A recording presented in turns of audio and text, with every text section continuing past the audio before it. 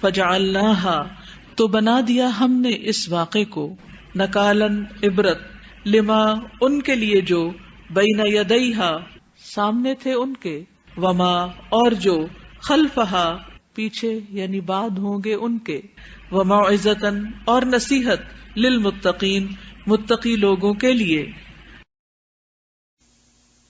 فجعلناها تو بنا دیا ہم نے اس کو کس کو اس واقعے کو سبت کے واقعے کو کیا بنا دیا نکالن عبرت یعنی ایسا واقعہ جس سے دوسرے سبق حاصل کریں.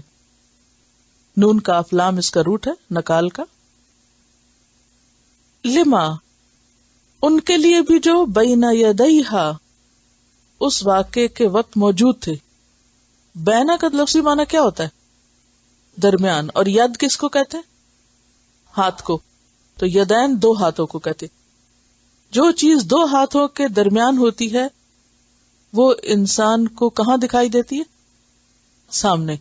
یہاں کیا مراد ہے بین یدیہا جو لوگ اس وقت موجود تھے دنیا میں جو ان کے سامنے تھے. وما خلفہا اور جو ان کے پیچھے تھے یعنی بعد میں آنے والی نسلیں. وموعظۃً اور نصیحت. موعظہ کا لفظ کس سے نکلا ہے واو این زوئے سے. واعظ کس کو کہتے ہیں نصیحت کو. ایسی بھلائی کی بات جس سے دل نرم ہو. ہر نصیحت واعظ نہیں کہلاتی. پھر واعظ اور نصیحت میں فرق کیا ہوا؟ واعظ کون سی بھلائی جس سے دل کے اندر نرمی پیدا ہو رقت پیدا ہو دل تقوی کی طرف مائل ہو کہ جب یہ قصہ سنایا جاتا ہے تو دل نرم پڑ جاتے ہیں. دلوں کے اندر ایک خوف پیدا ہوتا ہے رونگٹے کھڑے ہونے لگتے ہیں کہ کس طرح ان کی شکلیں مسخ ہو گئیں.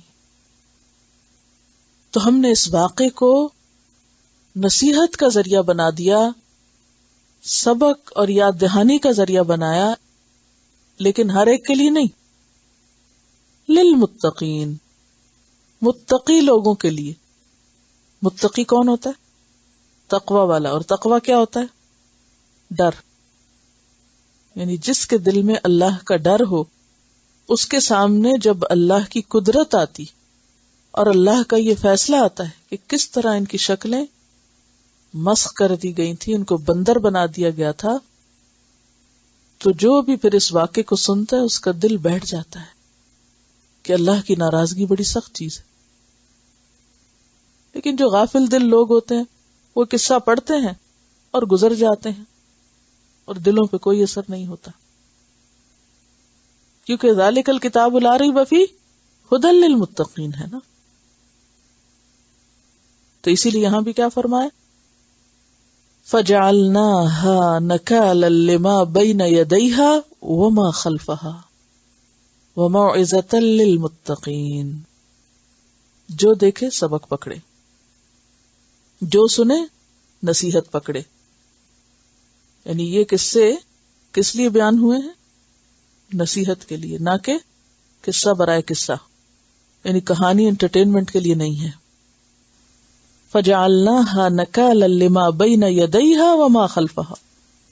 اس دور کے لوگوں کے لیے بھی یہ لوگ ایک عبرت کا نمونہ بن گئے اور بعد والوں کے لیے بھی نمونہ عبرت بنے.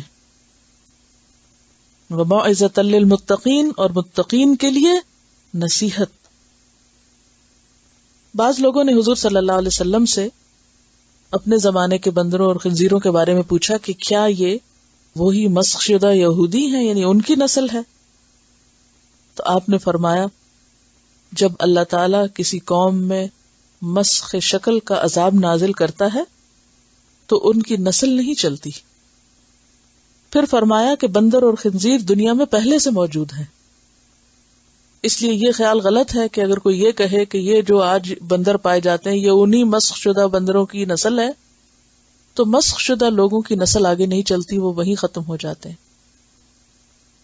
گویا موت سے پہلے ان کو ایک نمونہ عبرت بنانا مقصود ہوتا ہے. یہ صحیح مسلم کی روایت ہے جو ابھی میں نے آپ کو بتائی ہے. فجعلناها نکالا، تو ہم نے ان کو نکال بنا دیا. نکال کا معنی عبرت بنا دیا. اور متقین کے لیے اس میں بڑی نصیحت ہے. اللہ سے ڈرنے والوں کے لیے اس میں بہت بڑا سبق ہے. جو خدا سے نہیں ڈرتے وہی ایسے کام کرتے ہیں، اور ان کے لیے اس میں کوئی سبق نہیں. جو اللہ سے ڈرتا ہو وہ کبھی بھی دین میں شوشے بازی، ہیلا سازی، حجت بازی اور اس کے اندر منمانی تفسیریں اور منمانے معنی نکالنے کی کوشش نہیں کرے گا، اور نہ ہی وہ کسی چیز کو اس کے کانٹیکسٹ سے ہٹائے گا. دیکھیے اللہ تعالیٰ نے قرآن پاک میں جب مثالیں دی تو کیا فرمایا؟ یضل بہ کثیرا ویہدی بہ کثیرا.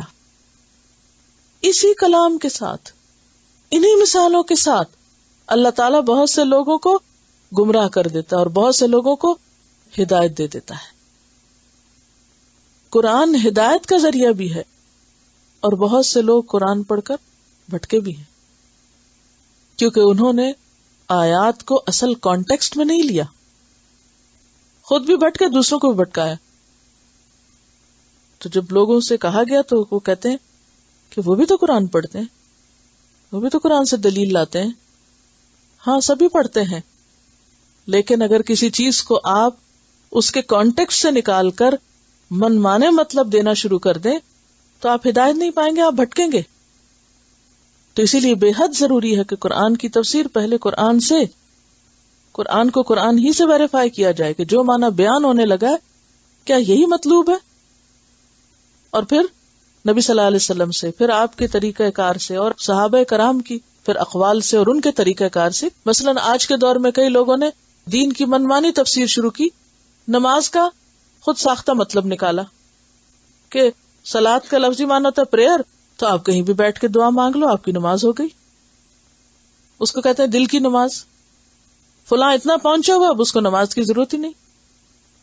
اللہ کے رسول صلی اللہ علیہ وسلم سے آگے بڑھ کر کوئی پہنچا ہوا ہوگا کہ آپ آخری وقت میں بھی الصلاۃ الصلاۃ کہہ رہے ہیں. دنیا سے جاتے ہوئے آخری نصیحت یہی، اور غلاموں کے بارے میں نصیحت فرما رہے. اب کوئی آج اگر اٹھ کے خود کہہ دے میں بہت بڑا بزرگ ہوں، بس میری طرف سے تمہیں اجازت ہے کہ بس دل کا پاک ہونا چاہیے، وضو کی کیا ضرورت ہے. تو یہ سب دین کے اندر دین کے معنی میں تبدیلی اور آیات کی خود ساختہ تفسیر انسان کو بھٹکانے کا ذریعہ بنتی ہے. ایسی چیزوں سے بچنے کی ضرورت ہے، اور کہیں دھوکہ نہ کھائے کوئی کہ یہ تو قرآن ہی پڑھا رہے ہیں اور قرآن ہی سے نکلا ہوا ہے. پہلے آپ دیکھ لیں کہ کیا قرآن پر یہ عمل اللہ کے رسول نے بھی اسی طرح کیا تھا. آپ نے بھی صرف دعا ہی کر دی تھی بیٹھے بیٹھے جہاں چاہے، اور اس کو آپ نے نماز کا نام دیا تھا. کیونکہ قرآن کا بیان کس کے ذمہ ہے؟ اللہ کے ذمہ. اور بیان کس سے کروایا؟ نبی صلی اللہ علیہ وسلم سے کروایا، اور آپ نے وہ چیزیں کر کے دکھائی.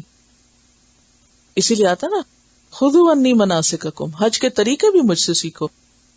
اور نماز کے بارے میں کیا فرمایا؟ صلو کما رأیتمونی اصلی، ایسے نماز پڑھو جیسے میں پڑھتا ہوں. ہم کیوں کرتے ہیں یہ سب؟ اس لیے کرتے ہیں کہ اب ہماری خواہشات کی تکمیل اسی سے ہوتی ہے. یہ تکلیف کرنے کی ضرورت کیا ہے؟ اپنے آپ کو دھوکہ دینے. وہی نا وما یخدعون الا انفسہم،